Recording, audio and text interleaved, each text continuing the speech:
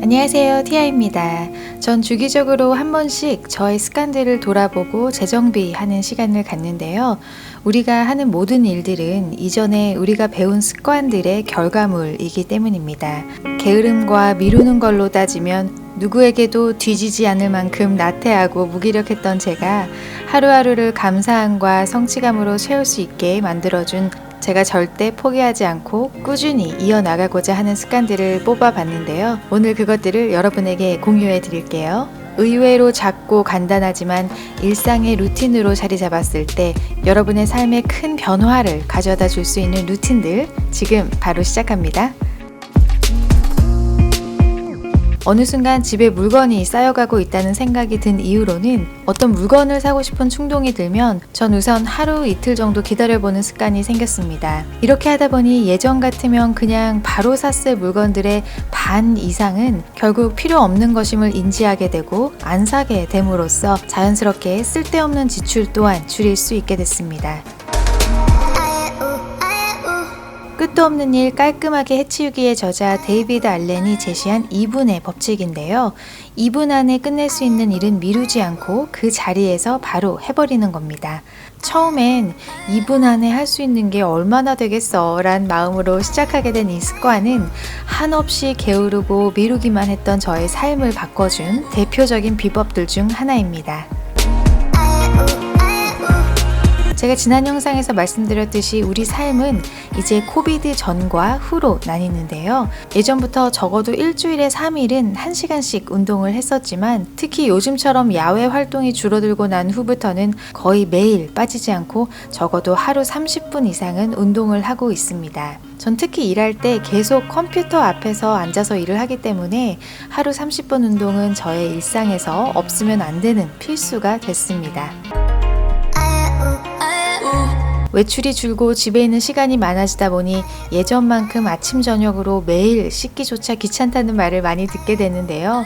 저 또한 무한 공감하지만 이럴 때일수록 일부러라도 더 매일 출근할 때와 다를 바 없이 몸을 청결하게 유지하려고 노력합니다. 매일 아침 샤워 등의 루틴은 외적인 부분뿐 아니라 정신적으로도 하루의 일과를 효율적으로 이뤄내는 데 도움을 주기 때문입니다. 우선 아침에 일어나자마자 SNS에 있는 다른 사람들의 삶으로 저의 하루를 시작하지 않습니다. 하루에 수십 번씩 습관적으로 들어가지 않고 일하다 쉬는 시간이나 제가 나름 정해놓은 시간에만 하는 편입니다.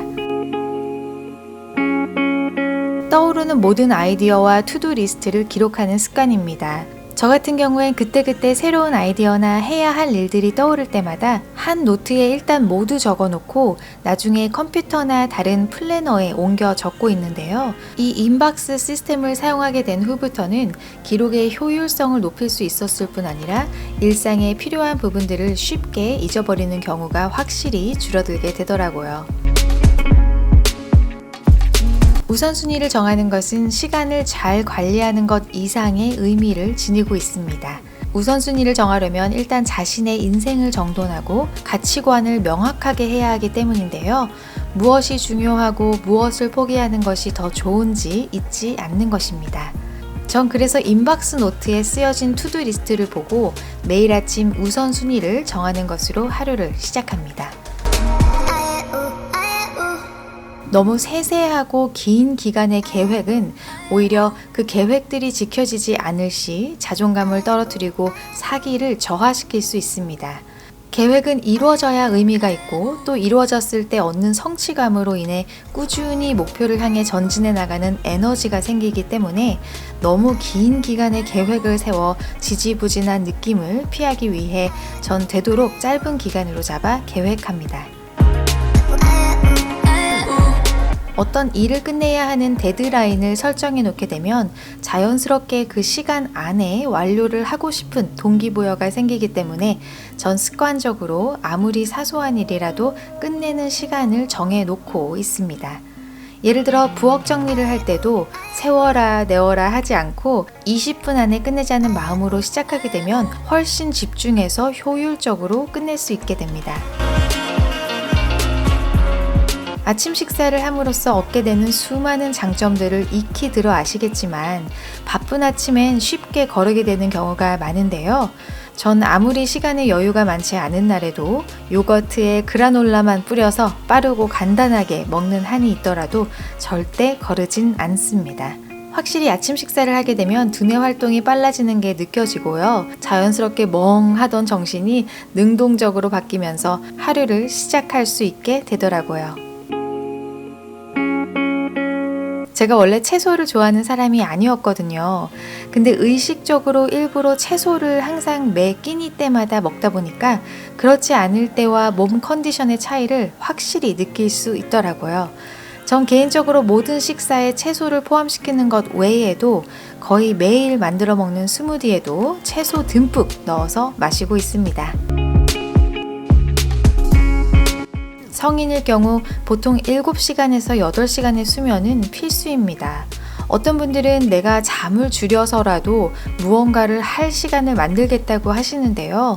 사실 수면 부족은 오히려 스트레스와 피곤함을 증가시키기 때문에 효율적으로 시간을 보낼 수 없을 뿐 아니라 잠을 잘 못 잔 다음 날엔 오히려 무기력해지고 기분이 다운되는 현상이 나타나더라고요.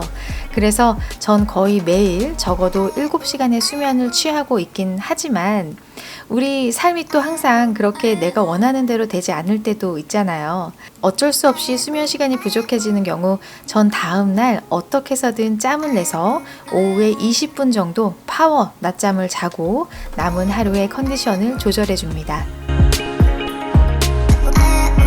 저의 아침을 깨워주는 가장 좋은 방법 중 하나인 일어나자마자 마시는 물 한 컵 빠질 수 없겠죠? 이렇게 기상 직후 마시게 되는 물은 밤새 부족했던 수분을 보충해 줌으로써 신진대사를 높여주는데요. 저도 원래 물 마시는 걸 정말 힘들어 했었거든요. 그래서 저처럼 물 마시는 게 쉽지 않은 분들은 물에 플레이버를 줄 수 있는 과일이나 오이 같은 채소를 함께 마시면 좀 더 쉽게 마실 수 있으실 거예요. 제 삶에서 빠질 수 없는 루틴 중 하나인 저널링은 아침 저녁으로 최소한의 시간을 투자해서 최대한의 효과를 볼 수 있는 습관인데요. 생각과 계획을 종이에 써 내려가면서 얻게 되는 많은 장점들을 담은 영상은 지금 나오는 카드 클릭하시면 보실 수 있습니다. 아침 일찍 일어나는 것은 방해받지 않는 나만의 시간을 얻는 가장 좋은 방법입니다. 전 매일 새벽 5시에 일어나기 때문에 보통 점심시간이 되기 전에 그날에 해야 할 일들의 상당 부분 이미 끝내놓을 수 있게 되더라고요. 깔끔하게 정리된 오피스와 책상은 저의 집중력과 창의력을 증가시켜주기 때문에 틈틈이 시간이 날 때마다 정리정돈합니다. 독서는 쌓고자 하는 지식을 습득하는 것 외에도 두뇌를 활동적으로 유지시켜주는 아주 좋은 방법입니다. 하루에 30분 정도만 투자해도 일주일에 한 권 또는 1년에 50권 이상의 책을 읽을 수 있기 때문에 전 독서를 제 모닝 루틴과 나이트 루틴에 되도록 꼭 포함시킵니다. 우리가 흔히 괴롭다고 하는 것은 우리에게 일어나는 상황 때문이 아니라 그 상황에 대해서 일으키는 내 생각임을 알아야 합니다. 긍정적인 사고는 특정한 생각을 하도록 동기를 부여하고 내 자신을 격려해주며 심지어 결정을 내려주기도 합니다. 그래서 전 매사에 긍정적인 사고로 일상을 살아가려고 노력합니다. 그래서 바로 이어지는 긍정적인 사고를 갖게 하는 데 도움을 주는 방법인데요. 전 매일 아침 저널링을 할 때 다이어리에 확언을 쓰고 있습니다. 이렇게 반복된 확언은 곧 저의 사고방식의 변화까지 이루어주기 때문입니다. 일상을 살아갈 때 우린 매일 정말 많은 결정들을 해야 하는데요. 아침에 입을 옷을 고르는 것부터 시작해서 매끼 식사 메뉴 등 생각해보면 매사에 결정을 내려야 하는 것들에 많은 에너지를 쓰고 있습니다. 그래서 전 우선 최대한 결정을 내려야 하는 것들을 최소화시키고 결정을 내려야 할 때는 최대한 빨리 내림으로써 쓸데없는 걱정과 생각들로 에너지를 소모하는 일을 피하고 있습니다. 자, 이렇게 제가 절대 포기할 수 없는 20가지 습관을 보셨는데요. 삶을 좀 더 풍요롭게 바꿔주는 데는 생각보다 큰 변화가 필요하지 않습니다. 여러분도 매일 쉽게 실천할 수 있는 건강한 습관들을 하나씩 늘려가 보시는 건 어떨까요? 혹시 여러분의 삶에 도움이 된 습관들이 있다면 밑에 댓글에 남겨주시고요. 전 다음 영상에서 뵙겠습니다.